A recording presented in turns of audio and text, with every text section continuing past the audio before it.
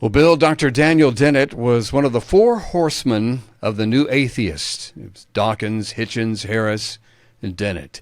He passed away in April of this year, so let's do an overview on him.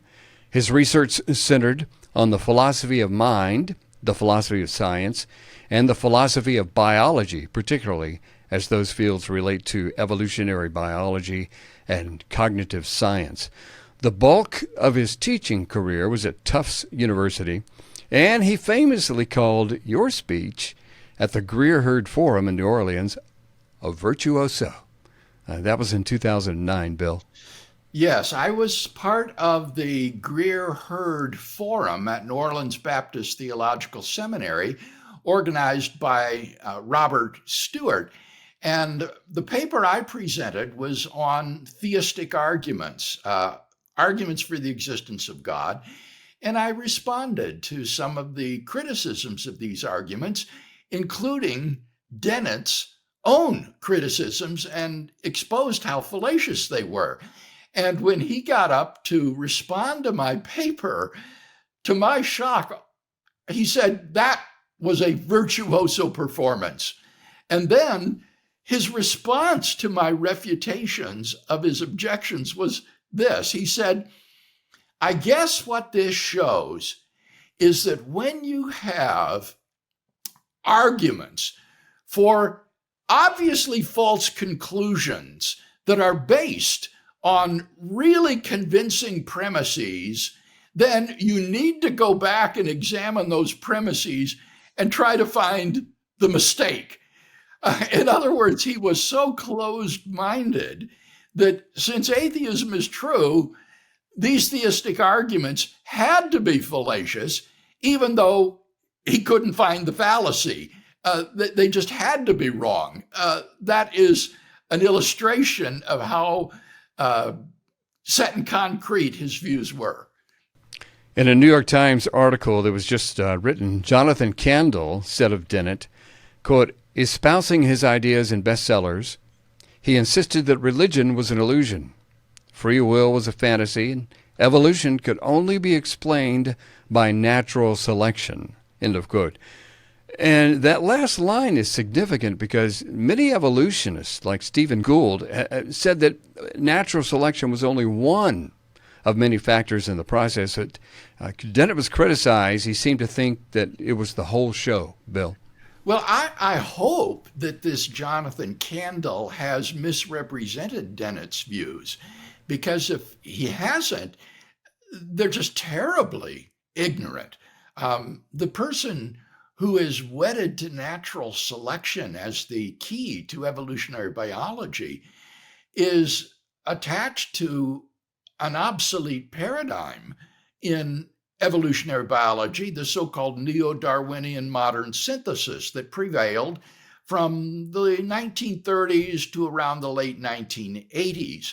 But now evolutionary biologists are exploring an extended evolutionary synthesis that no longer regards genetic mutation, natural selection as the central and driving force of evolutionary development. Instead, a strong emphasis is put upon epigenetic factors, non-genetic factors that will impel the evolutionary process. So this commitment to natural selection as the explanation of evolution is just outmoded ignorance. I have some quotes here from his New York Times interview in 2013. Speaking of religion, Dennett said, there's simply no polite way to tell people they've dedicated their lives to an illusion. According to Dennett, the human mind is no more than a brain operating as a series of algorithmic functions akin to a computer. To believe otherwise, he says, is profoundly naive and anti-scientific. In this newest article, it says Dennett was critical of postmodernism, the school of thought that proclaimed there are no truths, only interpretations, has largely played itself out in absurdity, but it has left behind a generation of academics in the humanities disabled by their distrust of the very idea of truth and their disrespect for evidence, settling for conversations in which nobody is wrong and nothing can be confirmed, only asserted with whatever style you can muster, end of quote. That's one area you can agree with him on, Bill. Yeah, I would disagree with Dennett about the nature of the brain. Now, I am no cognitive scientist, but from what I have read, the cutting edge of cognitive and brain sciences today do not think that the brain can be explained as operating as a series of algorithmic functions that is akin to a computer. The human mind does not work that way. It's vastly different than just a computer. And so I think that, again, this is not a view that is true, certainly is challengeable.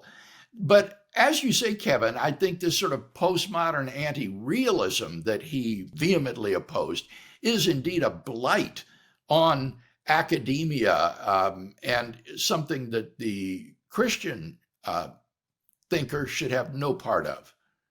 Let's take a look at some excerpts from a conversation he had with Richard Dawkins, one of the other horsemen.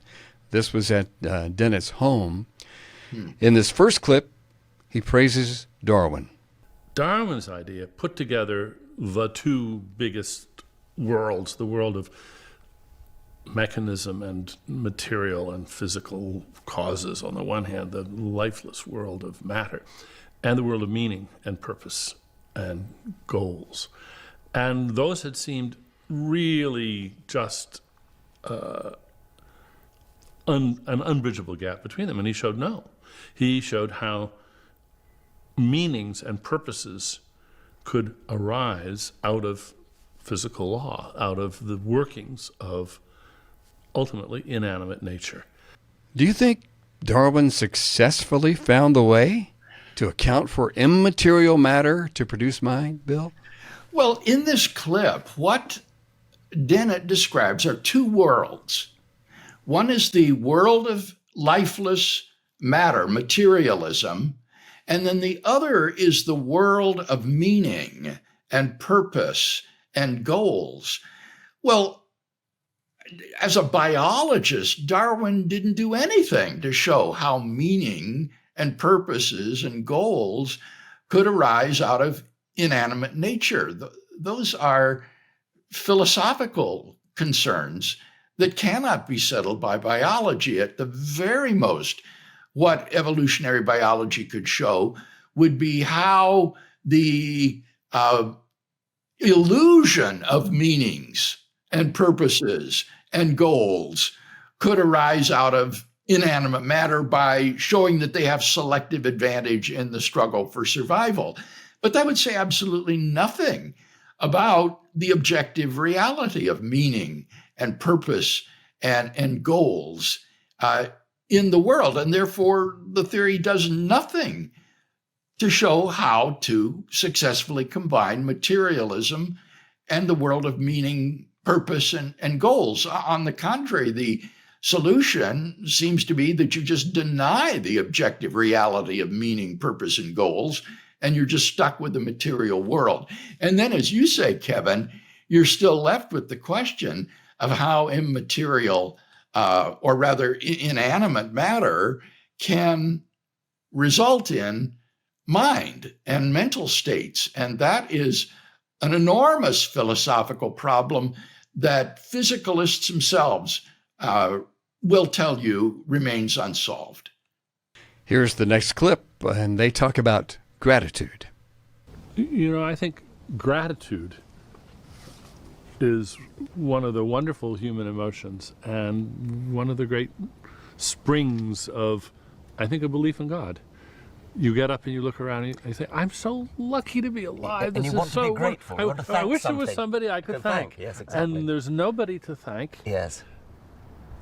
And so you have to thank your lucky stars, and then you can think, well, at least I can make more reason for other people to be thankful. Yes. And that I think is the most positive response to the fact that There's nobody to accept our thanks. I think we can do even better than that. We can say that given that there's nobody to thank, being able to reflect upon the process that gave rise to you is the nearest we can come to thanking, and it's actually rather better than thanking, because it's a thoughtful thing to do. It's an understanding, a comprehending thing to do. So you're not just kind of thanking your sky daddy, you're marveling in the fact that you are here, and the process that gave rise to you is the same process that gave rise to all these trees and the earth, and it's no accident that we are surrounded by an entire ecosystem. We couldn't exist without it. They wish someone was there to accept their gratitude, Bill, but there's not. Not on atheism. But I don't want our listeners to miss the deep contrast between Dennett and Dawkins with respect to feelings of gratitude. Dennett is very sympathetic to feeling thankful, even if it's just to your lucky stars. He thinks we ought to have feelings of gratitude for being alive and for the wonderful things that we experience, and so help people to be thankful. But notice, I think Dawkins is more consistent. He recognizes there is no one to thank. So it's irrational to be grateful or thankful when there is no one to be grateful to. And so what Dawkins says is we should substitute marveling for thankfulness. We are not thankful or grateful for the world about us, for being alive, or for our loved ones. Instead, we marvel at the universe around us and the ecosystem of which we're part.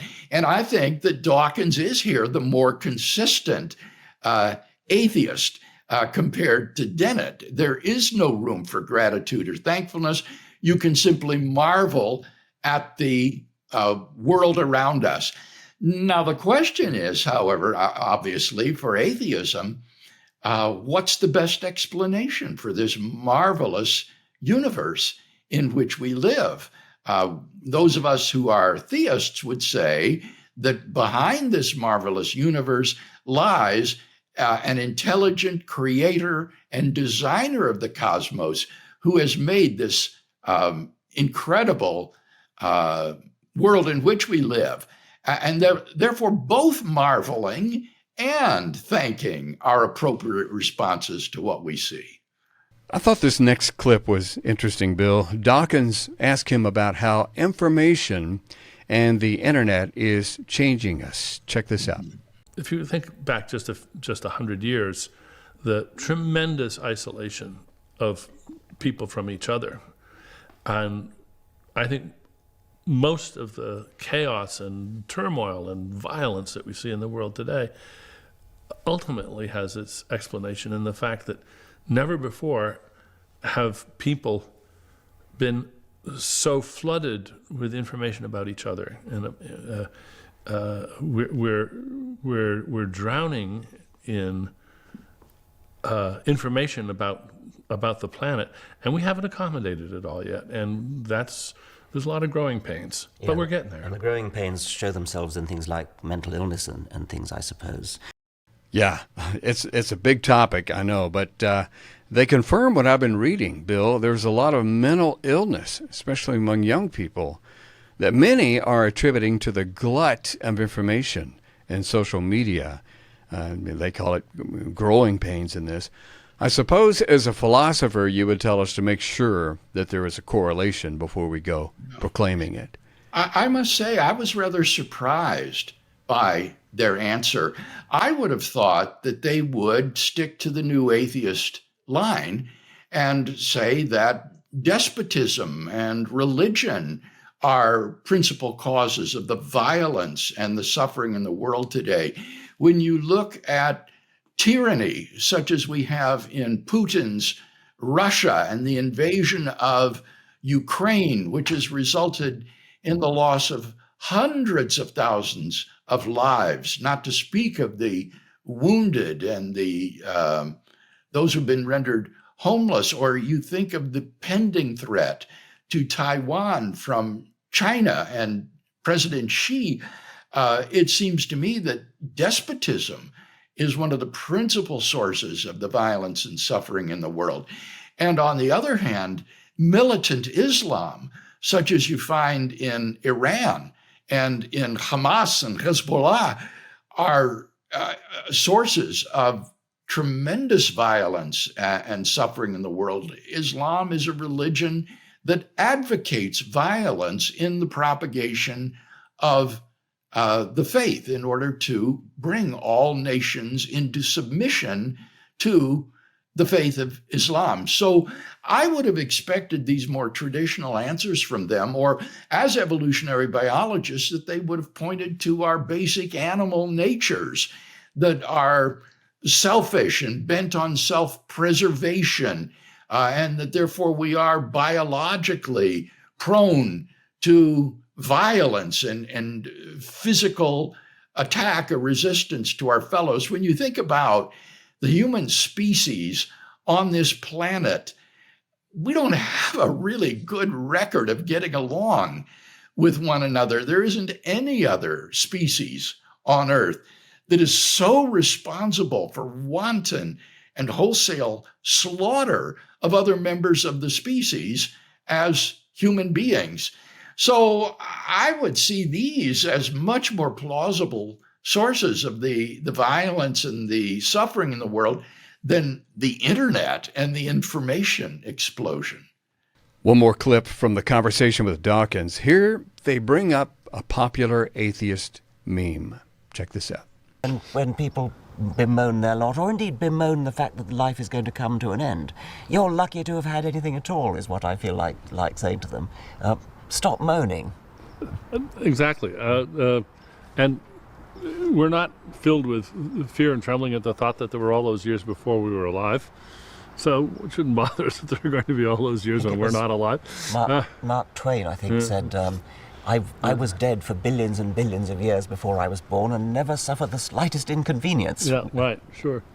I hear that all the time, Bill. You weren't bothered by all those years when you didn't exist, and you won't be bothered by all the future years when you won't exist.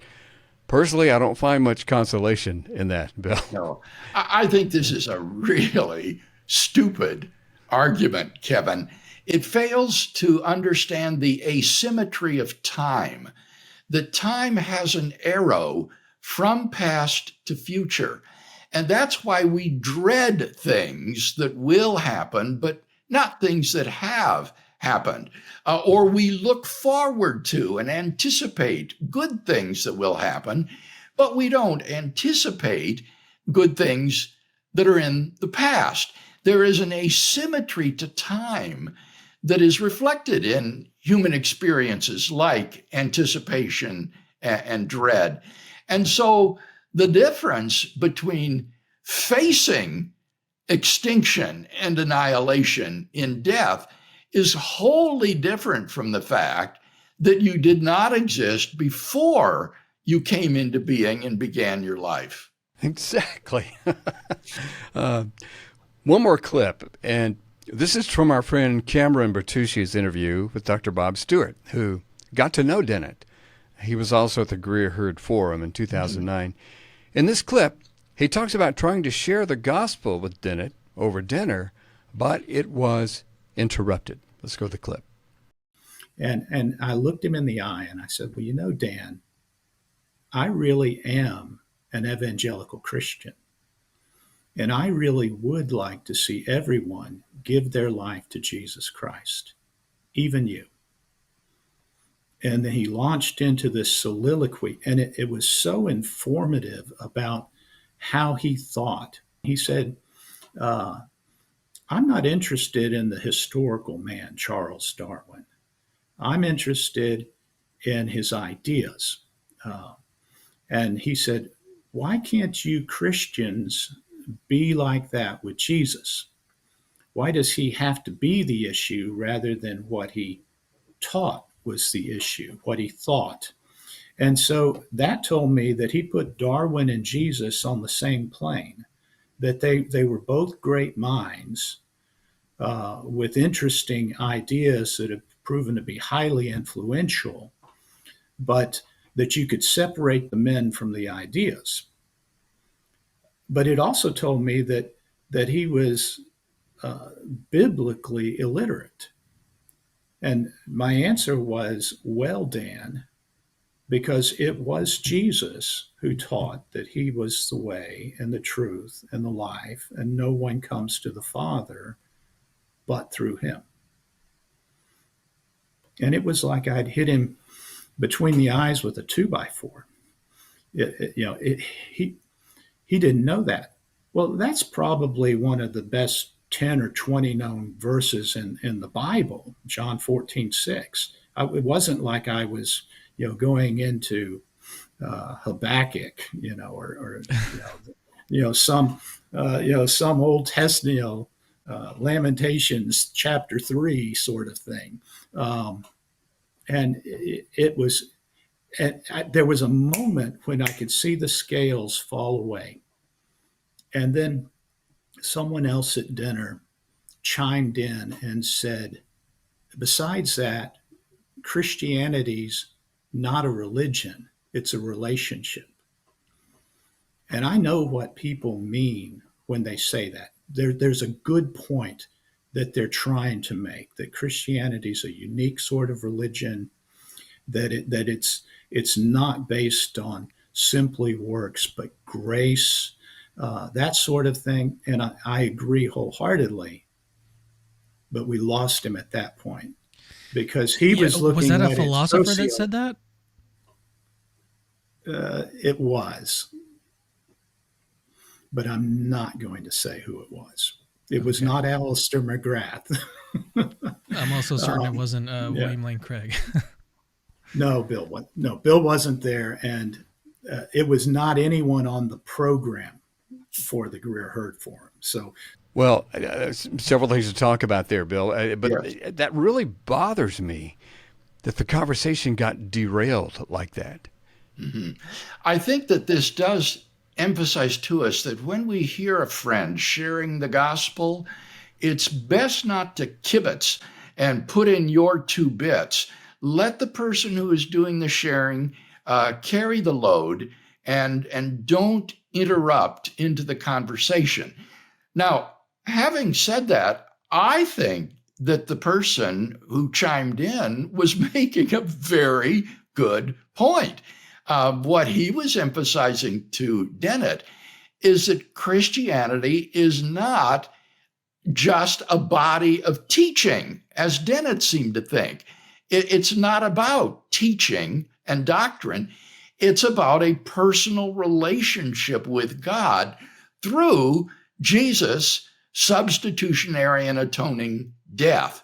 And that therefore Dennett had it all wrong in thinking that what Christianity is about the teaching of Jesus. Now, Bob answered the question somewhat differently. What he tried to do was to show that when you look at the teaching of Jesus, then that very teaching points you to this relationship, the way, the truth, and the life.